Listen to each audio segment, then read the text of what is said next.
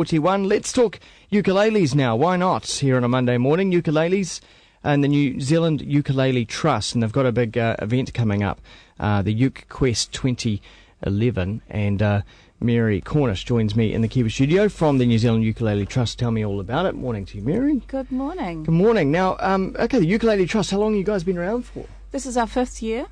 It started off as a tiny event in a school grounds, Mount Roskill School Grounds, 400 kids, and now we've got 2,500 kids in our massed ukulele orchestra, the Kiwileles. And this is solely to set up to get kids playing ukulele? It's to get as many kids as possible onto an instrument in the early years, which of course has proven to be very, very good for their learning and well-being and absolutely everything, key competencies, everything. An all-round, it's as good as eating fresh fruit and veggies? Absolutely.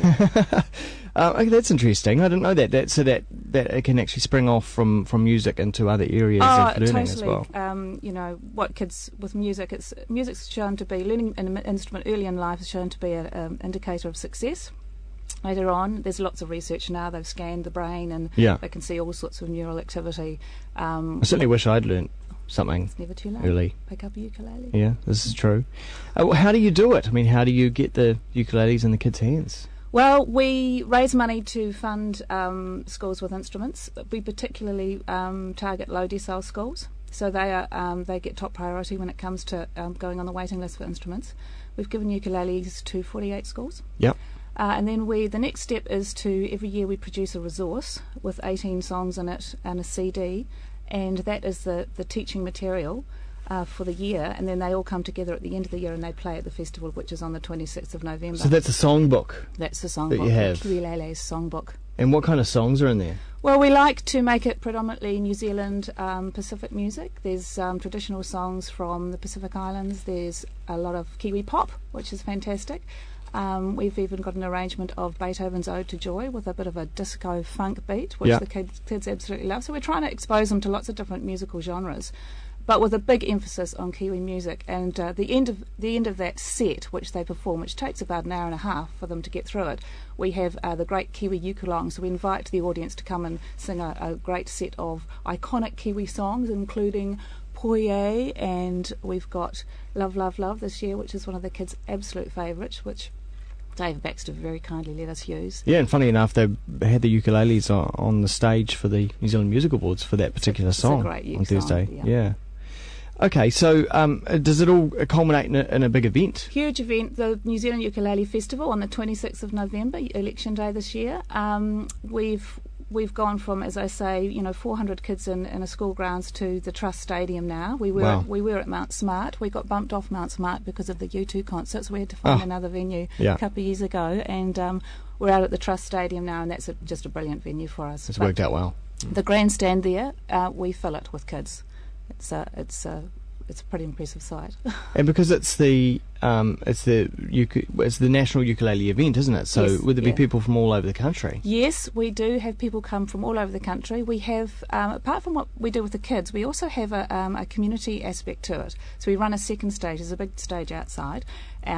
And we have ukulele artists and ukulele bands on a stage, plus then we have the Kiwileles performance. They perform from the grandstand. Then upstairs we have what we call Ukulele World, and that is a platform for all the community groups that have sprung up all over the place, and that pumps for 4 hours non-stop. Wow. And we offer free workshops and that sort of thing, so if people think, well, I'd like to have a go, then they can come along and have a go, and they might find some other people there to make a group, and the community aspect to it is really, really huge as well. You don't find you get ukulele overload? Sometimes. Sometimes at the end of the day, if I've been taking a group or I've been taking a workshop, I just need to hear some something else. Some bark. But I guess it shows the versatility of the instrument, though, right? It can play so many different types of songs. Well, look, it's I'm really hooked. I'm actually a classical musician, but I'm really hooked on this. I think it's just such a fantastic instrument to get kids going. It's cheap. You can take it as far as you want to. We'll have some kids who'll come along and they'll just play 3 chords, but we've got kids who are also reading tab, reading notation. They're playing up and down the fretboard. They're playing arpeggios. Well, that's the other thing with the songbook, right? Is because some people learn just by ear, don't they? But it's quite a skill to be able to read music and play it, right? Yes, and we're trying to increase and improve their musical literacy. So there will be some kids who will only ever pick it up by ear, But for those that want to take it further, and for the teachers that feel confident, we're actually giving them the resources and the training and the skills to teach them how to teach these kids to read a tab.